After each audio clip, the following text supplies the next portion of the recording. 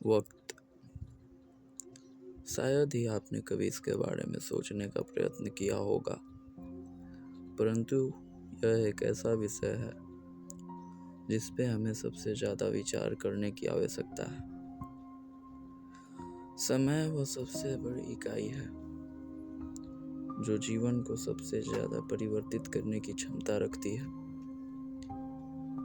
उसमें सबसे ज़्यादा अगर उथल पुथल कोई उत्पन्न कर सकता है तो वह समय ही है।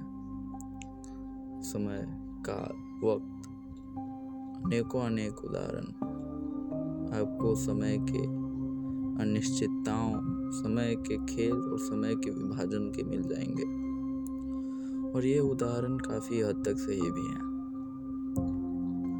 समय शायद ही किसी के लिए रुका होगा, परंतु जो व्यक्ति इस संसार में समय पर काबू करना सीख गया तो सारी सांसारिक मोह माया से काफ़ी ऊपर उठ जाएगा। क्योंकि अगर समय किसी भी चीज़ को बिगाड़ने की क्षमता रखती है तो उसे संवारने की क्षमता भी अवश्य ही रखती है। यह अत्यधिक विचार करने का विषय है जिस पे विचार करने की आवश्यकता हर व्यक्ति को ही होनी चाहिए।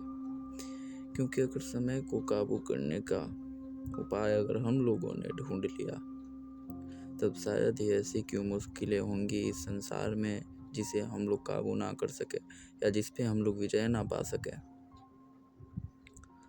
समय को मात देने के कई सारे उदाहरण हैं, कई सारे उपाय हैं, कई सारे रास्ते हैं, परंतु जो सबसे सरल और उत्तम रास्ता है वह है खुद पर रखा और खुद पे बनाया हुआ काबू।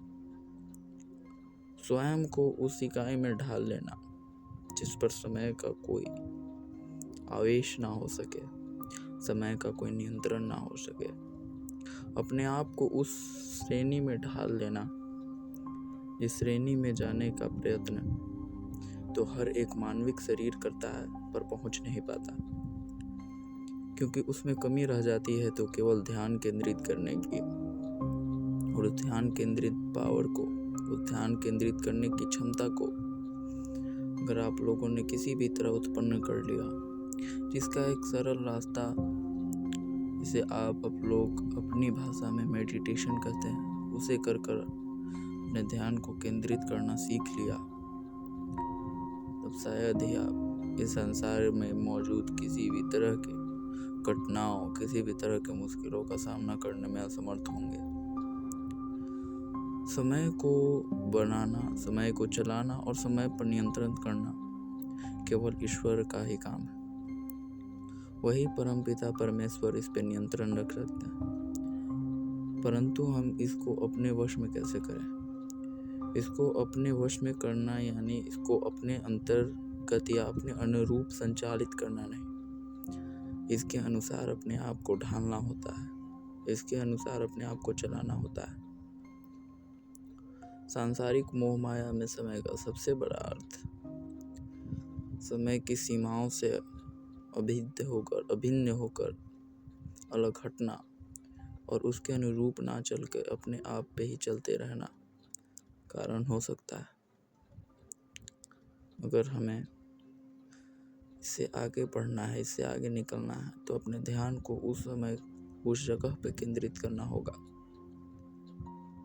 जहाँ पे किसी और मानविक शरीर या और किसी मानविक मन ने करने का प्रयत्न ना किया हो। क्योंकि जिस तरह हर लोग जा रहे हैं, जिस तरफ हर लोगों की भीड़ बढ़ रही है, उस तरह अवश्य ही कोई अच्छी चीज़ होगी, परंतु सबसे अच्छी चीज़ होगी इसका कोई ठिकाना ना हो।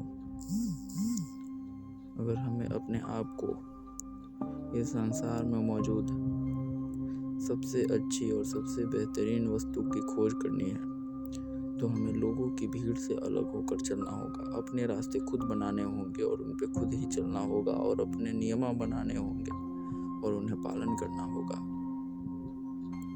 खैर, इसके और सारे कई उदाहरण हैं जो मैं आपको दे सकता हूँ, परंतु इस समय उस उदाहरण का देने का अर्थ होगा कि आपको अपनी रास्तों से अडिग करना, आपको भटकाना, जो कि मैं बिल्कुल नहीं चाहता। मैं चाहता हूँ कि आप इन विचारों पे विचार करें, इन बातों पे विचार करें और अपना ध्यान इसकी ओर केंद्रित करें और इस संसार में मौजूद सर्वाधिक सर्वश्रेष्ठ सुख का भोग कर सके और अपने जीवन को अत्यधिक आनंदमय बना सके। ये विचार करने का विषय तो अवश्य है, इस पे आपको विचार करने की आवश्यकता भी है। शायद ही कोई व्यक्ति इस पे विचार ना करना चाहे। अगर ना करना चाहे तो इसका मतलब है उसके पास समय नहीं है, वक्त नहीं है, और इसी वक्त पे तो ही नियंत्रण करने की बात हम लोग कर रहे हैं।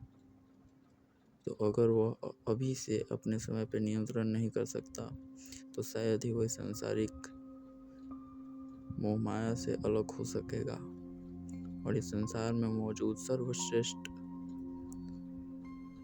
आनंद में भोग कर सकेगा। खैर, यह भी काफी विचारणीय विषय है, इस पे आपको विचार करना चाहिए। धन्यवाद।